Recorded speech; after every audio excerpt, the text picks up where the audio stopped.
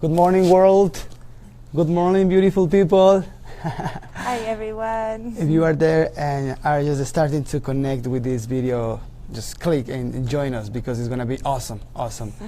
Hello. We're just waking up here in South America.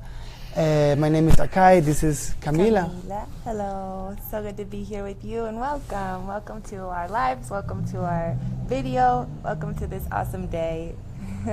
Yeah, it's early in the morning. Let me show you some of this beautiful nature. Mountains, clouds, rays of light. Waterfall over there in the distance. Thermal waters. In the Andean hills in Ecuador, paradise. So, hey everybody, thanks for joining us. We are connected in this network all over the world, so yeah, what an awesome opportunity to have to be able to share here with everyone. Okay, so what is this video about? This video is about this.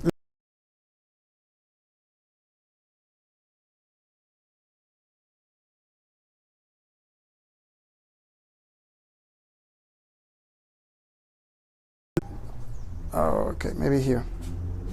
Okay. Transformation. Okay, that looks better. No, that looks better. Okay. The internet is better here. So yeah, about this latest article that came out on New York Post, The Sun, and all over the world. You went viral. Yeah. And it was about Breatharianism and this Breatharian couple that is us. It's these guys that you're looking at. The sun is so bright. Look at this beautiful sunshine. But this is how we nourish. This is the prana. This is right now. What is just showing us the best of life. It's just giving us the best of itself, and we are just here in a state of allowance.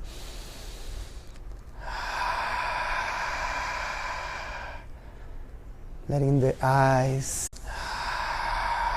There are many techniques to nourish, you see, sometimes to make the breath faster, slower, to combine, to breathe through the brain, to breathe through the lungs, through the cells of the body, through the tissues. To allow for the air, the intelligence to reach the spaces in your body that it needs to be, maybe to energize more. Yep. So trusting in the life source, trusting in the intelligence, because nature is intelligent, life is intelligent, so we can utilize that to our major benefit. Okay, so now questions. How we do it? First of all, a lot of people ask, how we did start learning, to nourish and prana, how we learn to live of energy, you see, and it's actually an awesome question because, it took some time, it took some gradual awareness, some gradual practice, some gradual discipline, some gradual education about it. Some healing too. Yes. It was a big process of healing and letting go a lot of information that in a certain way influences the way that we live, the way that we think and talk and act and do things. A letting go of that and a real synchronization with our own internal intelligence, like we're talking about, this recognition that we are also innately intelligent, that our bodies are also so perfect, that we are a reflection in a way of this nature that surrounds us, the elements that we receive externally also in a certain way live within us, and a connection between all of those things, this process. Yeah, it took some time because we first started traveling in South America. We were, a young couple. We met in the ocean, in the coast. It was a beautiful, beautiful encounter. We just connected in a way that was so intense, so fast, so loving, so powerful, and just, when you met your partner and you really just every cell of your body, every emotion, every thought from that moment is just like, you know, it just Yes. tells you yes, yeah, exactly, like that's the person. You just do everything to achieve that that person, you know, to share your love, to propose, to let it be, to let it express through you that wish to be with somebody. So yeah, we met in 2008. 2005. You see that? We got married in 2008. Yeah, 2005 we met, and then we were like young couple traveling in South America, you know, with this kind of wish to grow, to learn. We were artists. I used to paint and expose in all different, whatever I was staying, because I used to travel. So every place that I stay, I used to expose my paintings and sell my paintings and do performance shows. And Camila also was a dancer. So when we met, we were like, wow, this is so amazing. You are and I. Perfect couple. Yeah, we're in the same vibe of the art, and you know, with that kind of spark in us, that believe in the art.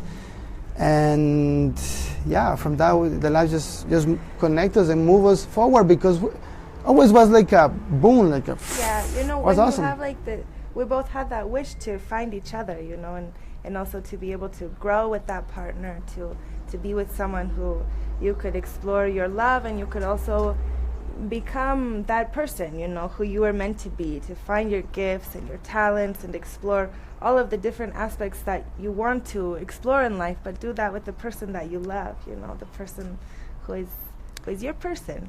And of course, you know, I did believe that the love was real. I did believe that love was possible, that we all deserve love, and that, you know, you just express that wish, it will come to you. And also, I think it's important to also kind of have the feeling inside of you that you know how to love, that you are capable of loving somebody, capable of loving yourself, you see, and that also will attract that perfect match. Okay, talking about the other part. It's getting hot out here. Yeah, it's so beautiful, but also so hot. But let's do it. Let's do this. You wanna refresh? Take off my sweater. Okay. The pranic nourishment consciousness to this kind of breatharian life phases of first exploring the art, invest in our capacity to support ourselves from that art, empowering kind of time in our lives, you know, when we were traveling and we were able to play that was so respected, you know, and all of the connection with ourselves, and then to understand that, you know, sometimes in moments of maybe you know, we are being supported in life. There is this kind of greater energy also contributing to our well-being and all of the kind of abundance and inspiration that we were feeling and expressing. And that was like a first step. Yes. South America, but was important because or to give whatever you have. I mean, we all have something to give, you see. But at that time, for us was art. So a certain moment, a certain stage of our journey, we decide to start giving that art, you know, and to give to the kids, because as we were younger also, we felt that it was so important to have art in ourselves, you see, for everybody, everyone in the world to know that inside of them they have art, you see, that they are born with creative energy that is prana, you know, we can call it however we want it, you know, it's the energy of God, of the source, the energy of prana, you know, so many names, but it's energy. So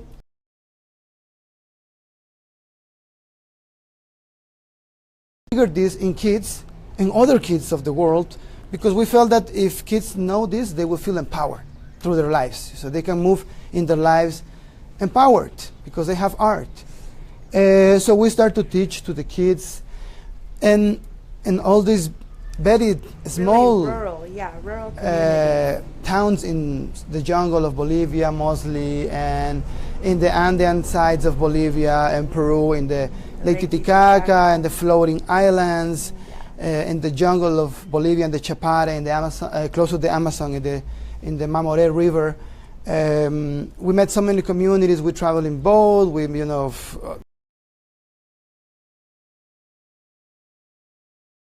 chatting about it.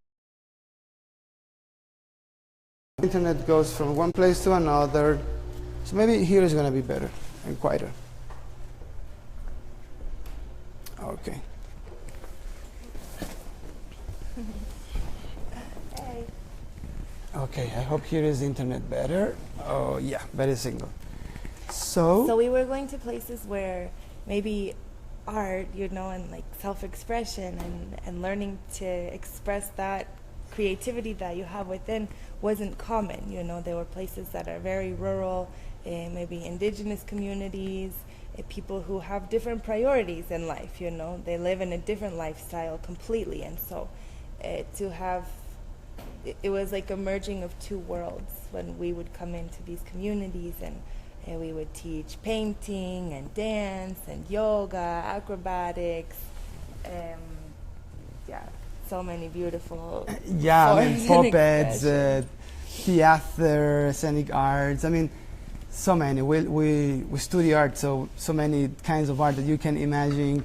We did all of them with them, with the kids, and it was beautiful because just by giving, we felt so good, and there was not money interchange. There was no money at all between that. It was just us giving. Actually, we used to spend until the last penny of our own money with the kids, sometimes buying food for them, in the middle of the show, just giving food to the kids or to the community and things like that, just for fun, just for because we can, you see.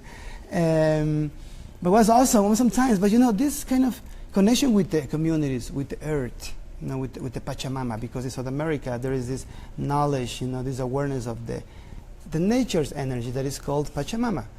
So as we travel in these Andean and jungly, deep lands, we met these awesome people, masters, shamans, very knowledgeable people that has a lot of wisdom, that having, gaining knowledge from generations. And those people, because we were just there giving and just, sharing art, and just art, because that was what could share with them.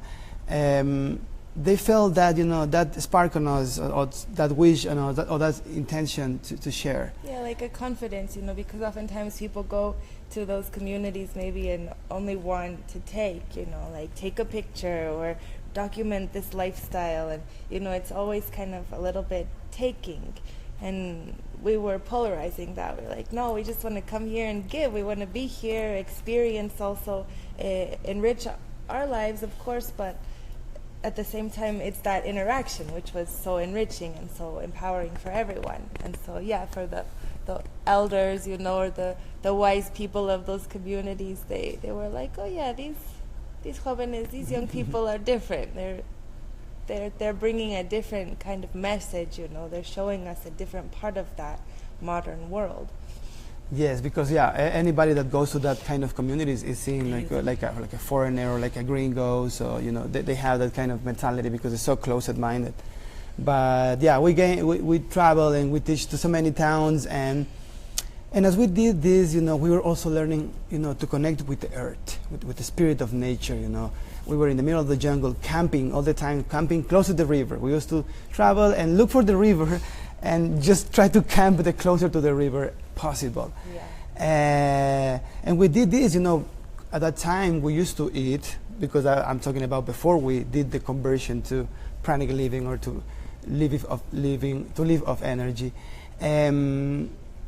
So at that time we used to cook in the fire, just make some fire beside our tent and cook in the fire, and just like that. Was for an amazing experience, to connection with the fire, connection with the water. We used to take baths only in the river, waking up in the morning and just go into the river, fresh water, that sometimes used to walk for 1 kilometer, half kilometers, or 2 kilometers just to get some fresh water from the source of the mountain, things like that. You see, very connection with the earth. Yeah, it was a super connected time. Yeah, we were like, so many stories actually, like being able to kind of listen what the air or like the wind says, kind of like such a perception, because when you are so connected, you become one. For example, when you are in the real nature for a long time, you start to notice everything. You start to merge with and become one again with nature, you see. And in that, you can just perceive and feel the energy of things, the messages of nature, really, like it's talking to us. It's all the time giving us information. So at the time, that perception was very amplified, and this led us to change our diet, you see. So not cooking anymore the food, but start changing to living foods, just all what was alive. Because also there was so much, alive food in the jungle, you see, like. Just mostly, because when you live in a city, you have access to everything. You have the supermarkets, you have, anything that you could want is available to you. In the nature and in the rural areas of, rural communities, jungle, mountains, there's only, what is available locally. And so it was a natural shift, because it was the fruits and the vegetables, the potatoes. It was available there. It was what we had there. And you see the people around you, so strong and so healthy, and they don't rely on like the packaged food or anything processed, and that in and of itself is like, okay, this is life. This is a different lifestyle. This is natural. This is how, that relationship with the food and the nature, and knowing where your food comes from, and knowing what goes into making your food, and also the kind of ceremonies and the rituals around the cultivation and also planting, and when is the best time to plant and to transplant and to put the fertilizer. There is a method to it all, and it's so sacred. It's so connected. And so having the opportunity to kind of immerse ourselves in that, and then receive that physical food was like different flavor, different feeling. So also, rich and all. It was so energizing. Actually, volume energizing. of power there. You could feel actually what the food is meant to be.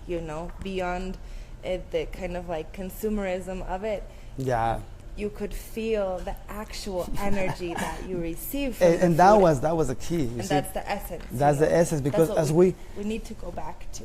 As we were in this, traveling in the Andes and in the jungle, by eating these living foods, we kind of start to understand that these living foods were made of energy. You see, they were made of prana, of energy, and sunlight, you see, air, oxygen, all these elements, all this combination of substances that are light containers are, merging in the plant to create a fruit. You see, a beautiful fruit that is like the creation, the supreme creation of a tree, of a plant is a fruit. You see, like your supreme creation. You also have like kids and things like that are your supreme creation. Yeah. But that, we start becoming aware of the energy of the foods, of the energy of the living foods, you see. So the moment in that stage of us in which we were eating raw food, it was any supplements, no supplements at all. It was just the real food. And this also, but there was this combination, because as we were changing our diet and traveling into this, we traveled and did this for several years, and in one of these travels we started to discover also the ceremonies of the Pachamama, the ceremonies of the earth. For example, there is a ceremony that came from the United States, from the highlands, from the Dakota tribes, and the Lakotas, and that is the Temazcal, the sweat lodge. Maybe you have heard about the sweat lodge, in which a group of people gets inside of a dome that contains very hot stones in the center, and we sit around inside of this dome, and there is the shaman or the guide who throws water, pours water on the very hot rocks, and the vapor with essences of different smells create this heat that is a purification ceremony in which we sing, we pray. We are in the womb of the Mother Earth, and we are rebirthing. It's a major connection between all of the elements, and to recognize ourselves as like a communion of all of those elements. So we were, connecting with Earth through what we were living, and also founding these amazing ceremonies, you see, to purify, to know ourselves better, to face our own fears, in some cases also, but through that make us more stronger, physically, mentally, spiritually stronger, you see, emotionally too.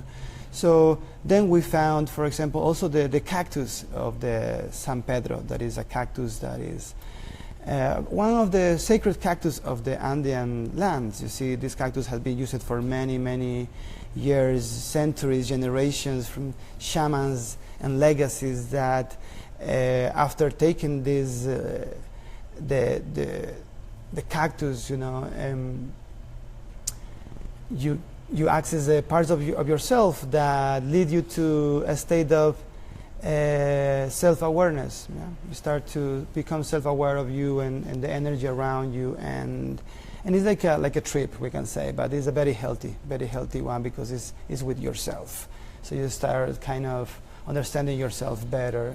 So we did this, and it was helpful because we did that. Was awesome. Was in the perfect moment to activate some part of us that were necessary, I believe, for that moment, because I did feel very good after those ceremonies. I felt that the plant was very healing for me, helped me really to center and to connect. Purifying too, yeah. And then also we did ayahuasca.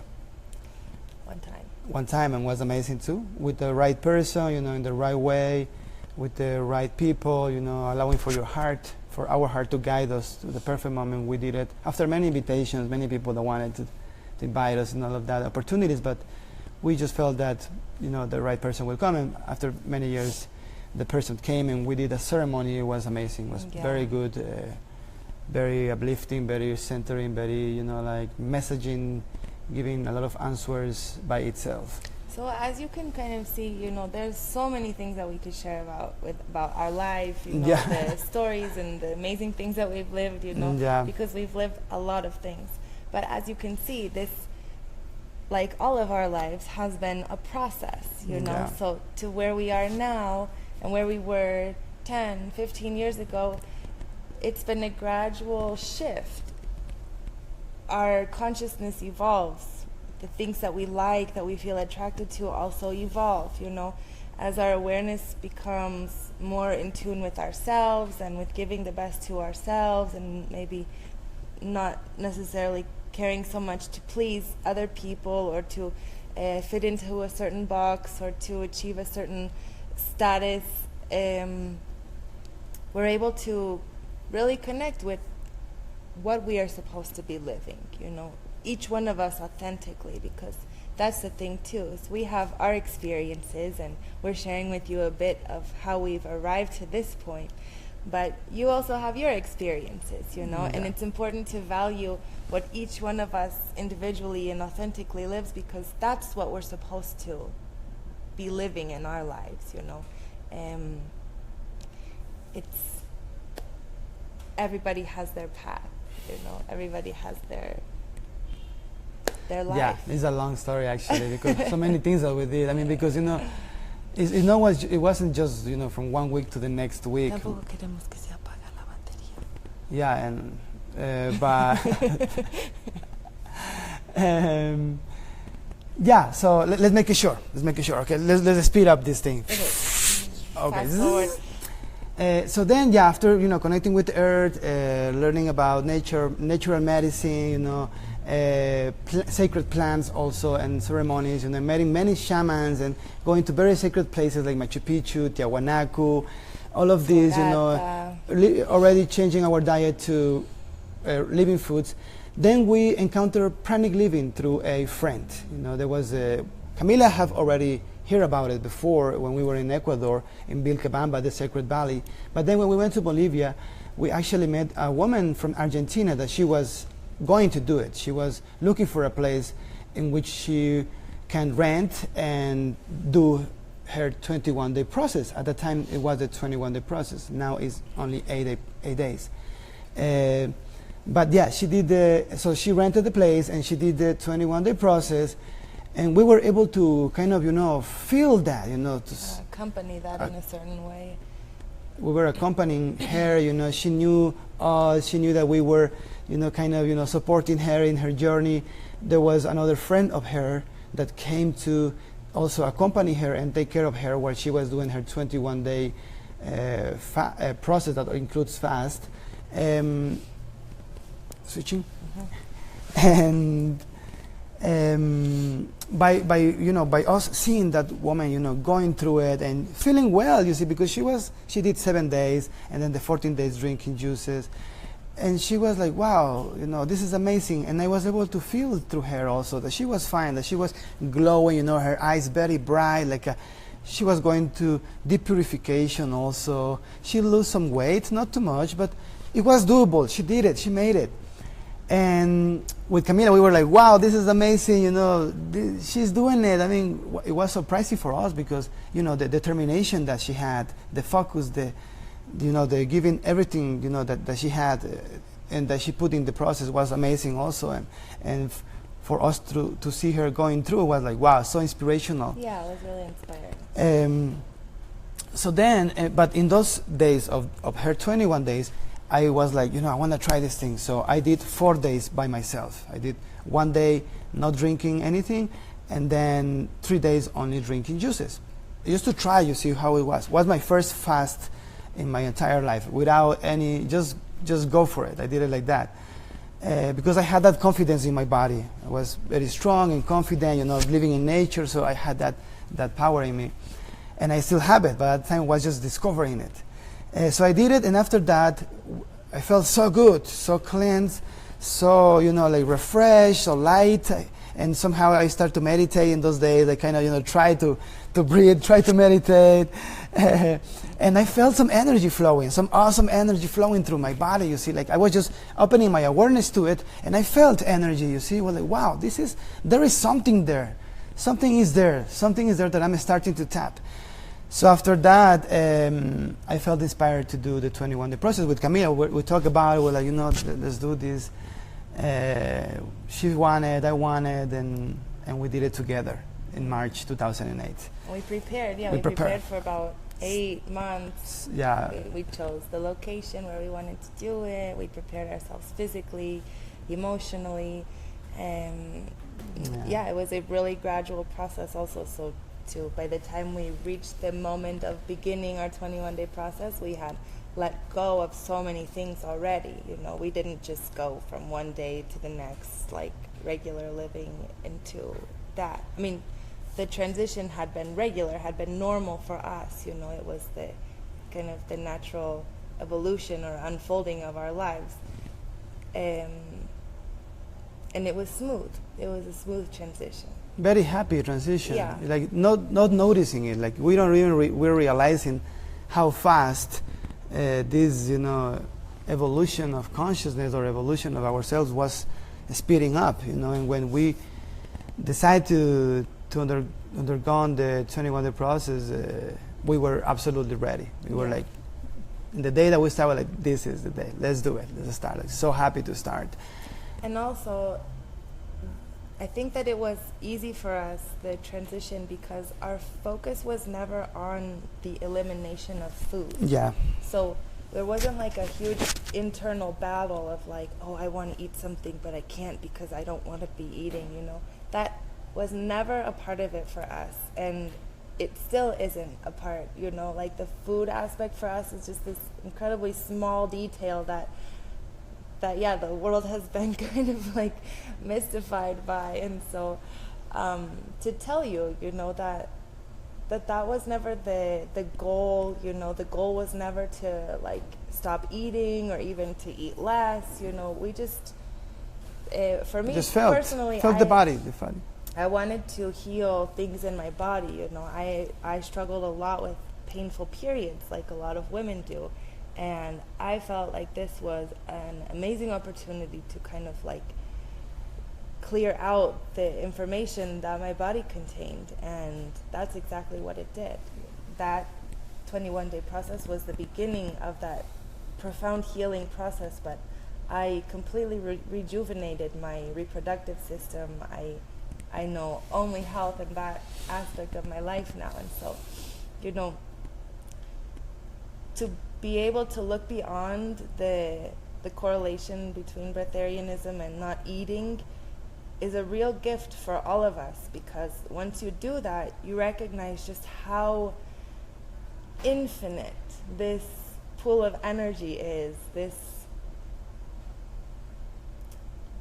I mean, there are no words really. It's going beyond the physical confines of the mind, of the emotions, of the physical body, you know, and giving us a whole nother opportunity to experience ourselves, but authentically, beyond what we're told we should be, or how we should be, or how we should live, or what we need to do or achieve. It's a connection with yourself, truly and profoundly and clearly, transparently.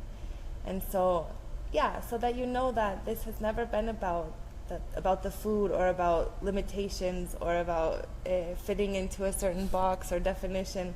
For us, it's only been about freedom, and breaking boxes and breaking definitions, you know, because in the end, who is the authority to tell us, you know, that, oh, because you use this word, this is what it really means? No, you know, we are living that. We are, in a way, through our own experience, through our own journey, redefining, you know, and making spirituality tangible, making it natural, because it is a big part of who we are as human beings. And in the modern world, there's not a lot of space for that, you know. It's so professional and very, like, I don't know, what's the word?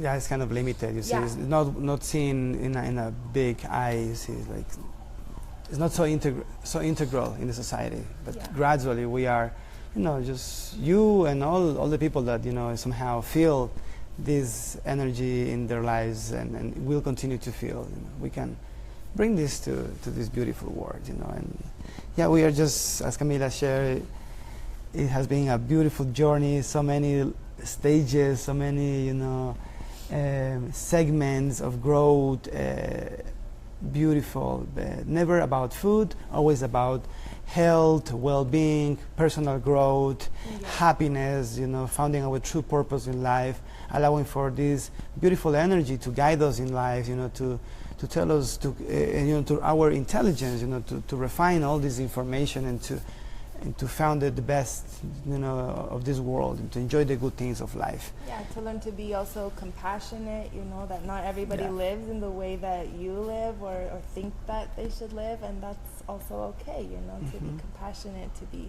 more loving, to be more patient, you know. It's a connection with kind of the best parts of yourself.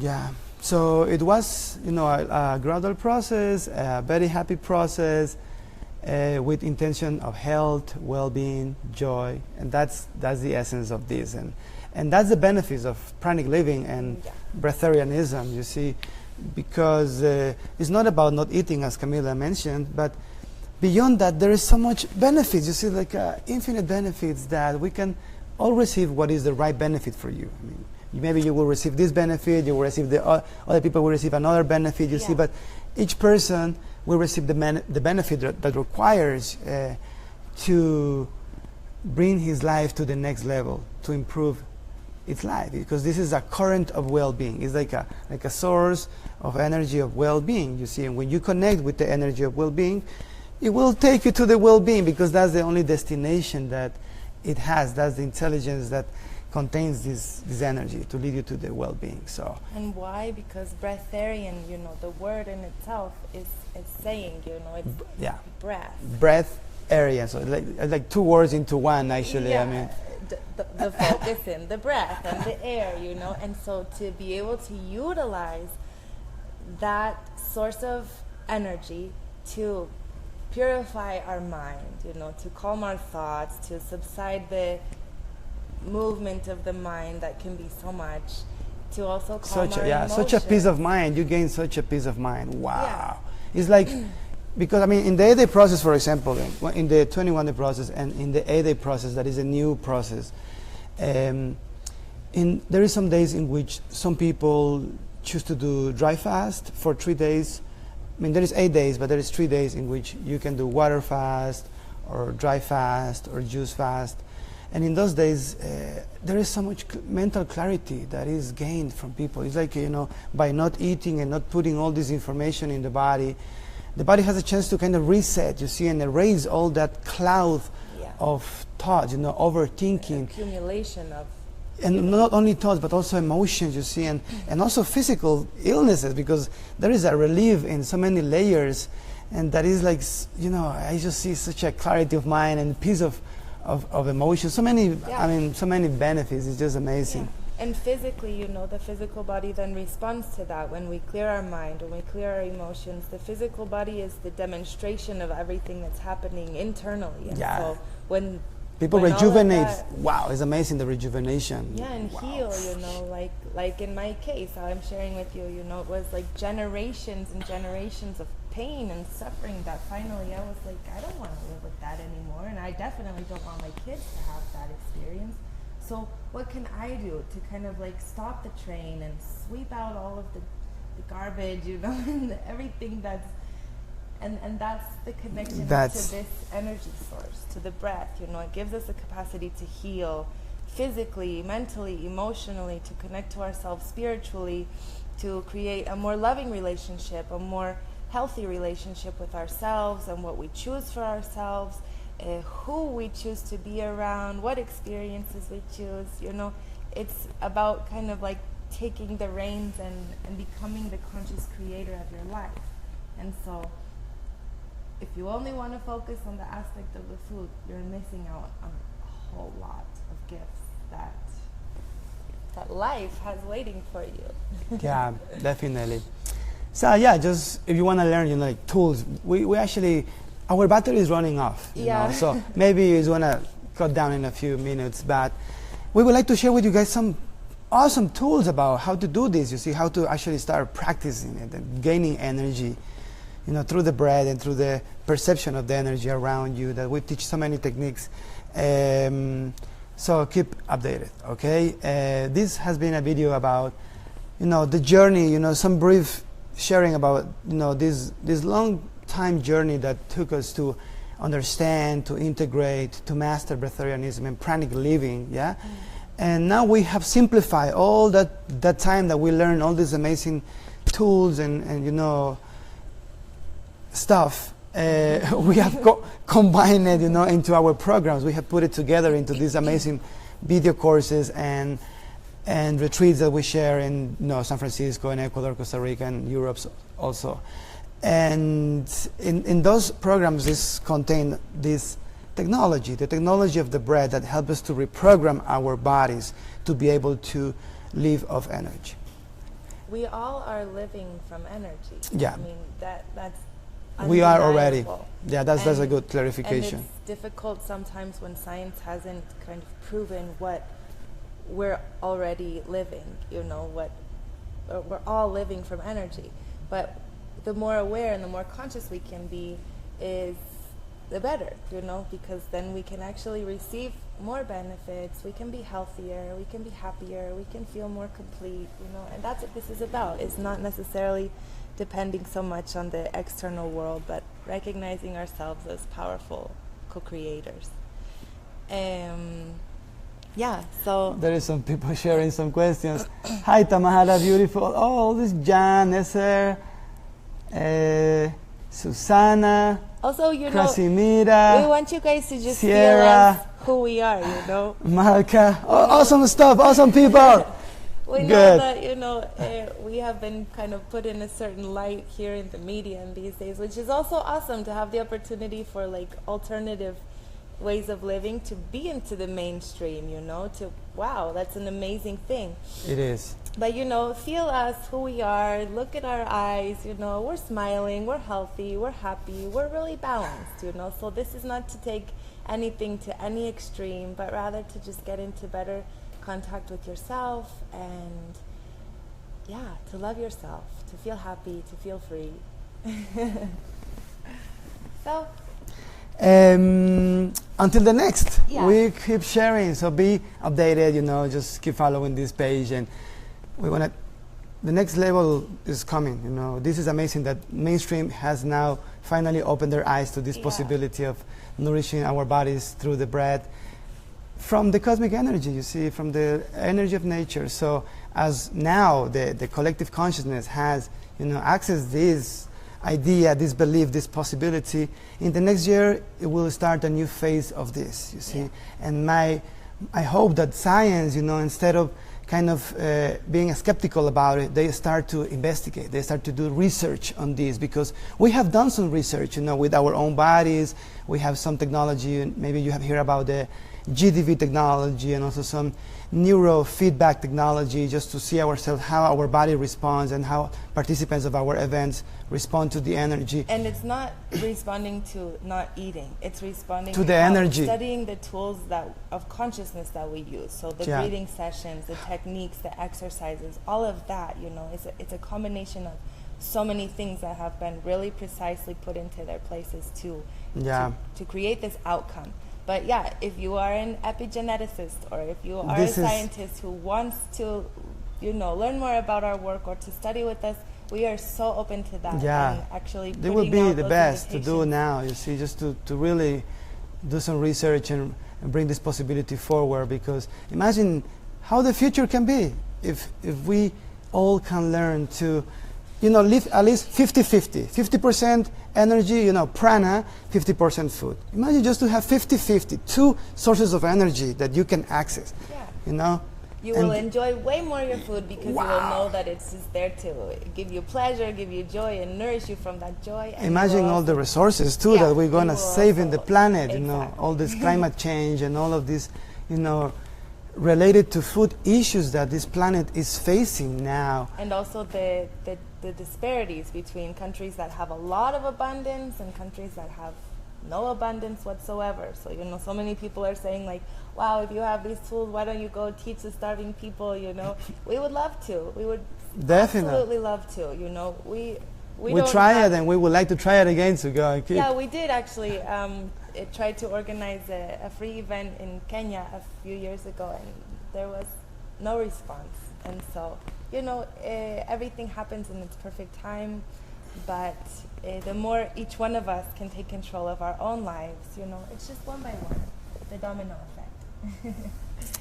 So thanks so much for joining us, and for being here with us, for your love, for your hearts, for telling you that you're with us. And just to know that more and more we're connecting this community of happy beings, people all over the world who are living in different ways but want to feel love, want to feel peace, want to feel happiness, and want to live in a beautiful world.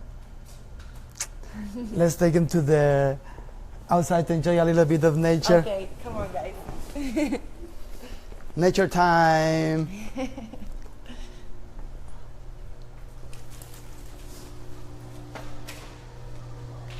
This is a beautiful place that we are right now. Actually, we are having a little weekend road trip. This is a place called Baños, and there is an active volcano. Yeah, the volcano is over there in the back. The other side. Behind that mountain, there is the volcano. Yeah. It's active. It's active, and it spews lava and ash and everything. But there are amazing thermal waters all over these mountains. Yeah. Waterfalls, and it's very peaceful and very beautiful.